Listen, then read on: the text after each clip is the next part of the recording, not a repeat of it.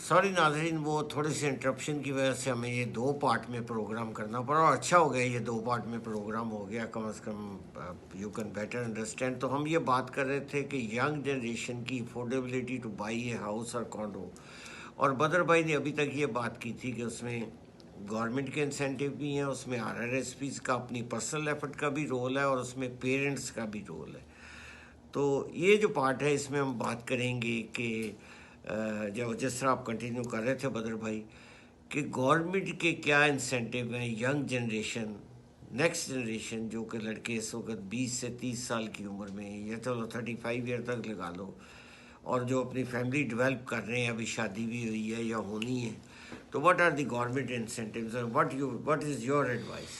Yeah, so far actually there are no specific government incentives targeting that segment of the population. Abhi the government ke jo incentives are, they are purely geared towards Canadians who are making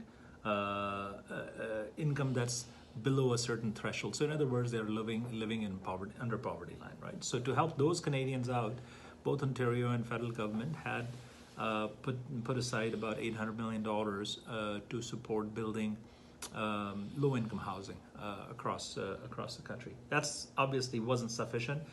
That plan was supposed to expire actually this year. There is talks between Ontario government. The Premier Ford is quite keen in actually supporting low-income housing, and actually given the overall economic environment, जिसमें थोड़ा सा government को ज़रूरत भी है economic development को support करने की by putting some money into circulation. I think there's a real chance that the government will come up with a new spending package specifically geared towards low-income housing. So the details of that plan will come out in due course, hopefully over the next few months. Okay. And you will hear about them. But in the meantime, we're all waiting to hear what they have to say. Okay. अच्छा, अब इसमें वही बात आ जाती है banks के बारे में। बैंक्स क्या कर सकते हैं यंग जनरेशन को, क्योंकि काफ़ी प्रॉब्लम होती है। मतलब एक बच्चा पढ़ रहा है, उसके ऊपर स्टूडेंट लोन भी है, उसके ऊपर जो है उसने पेमेंट्स भी करनी है, फिर नौकरी भी अभी इतनी स्टेबल नहीं है, तो it's creating quite a problem.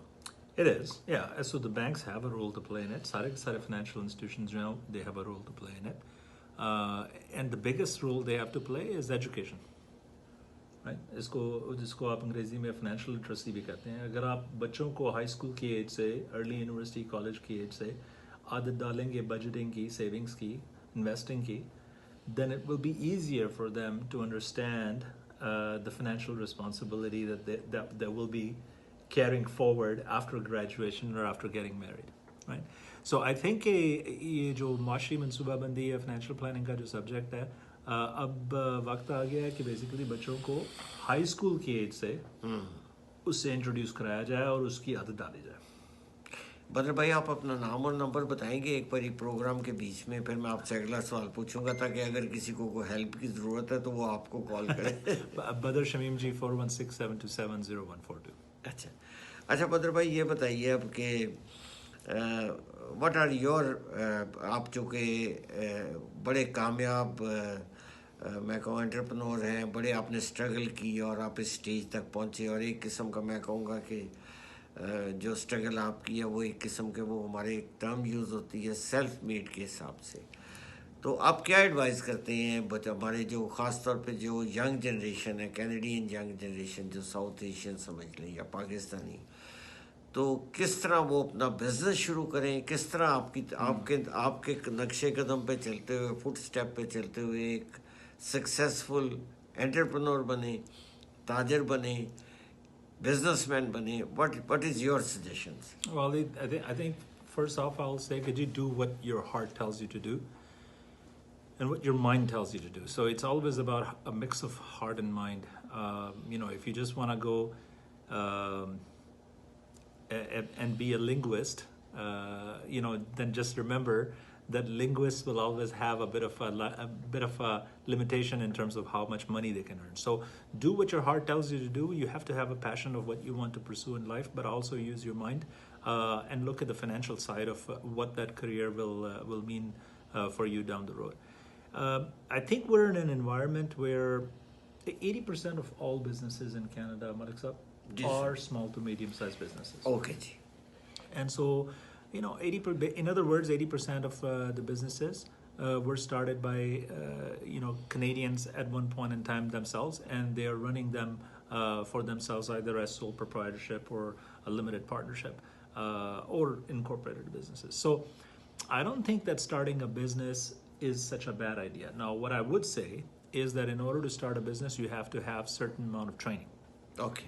So if you don't have that coaching and training available at home, and if you don't feel that you're ready to go into business right away after graduation, there's absolutely nothing wrong with working for 5, 6, 7 years, building a little bit of a work experience, understanding the client relationship aspect of things, understanding the financial aspects of things, understanding the operational and marketing side of things, and then starting a business once you feel that you're ready for it. So how a young person like he can get the financing कहाँ से आएगी उसकी, जो छोटी सी $1,00,000 हो गया, 50,000 हो गए, शॉप की लीज है, कुछ और है, वो किस तरह आप उनको हेल्प करेंगे? So जितने भी शहर हैं यहाँ पे कनाडा में, they all have what they call a small business enterprise center. Okay. तो पहली बात तो ये है कि young people can go into a small business enterprise center, and their job is to basically help you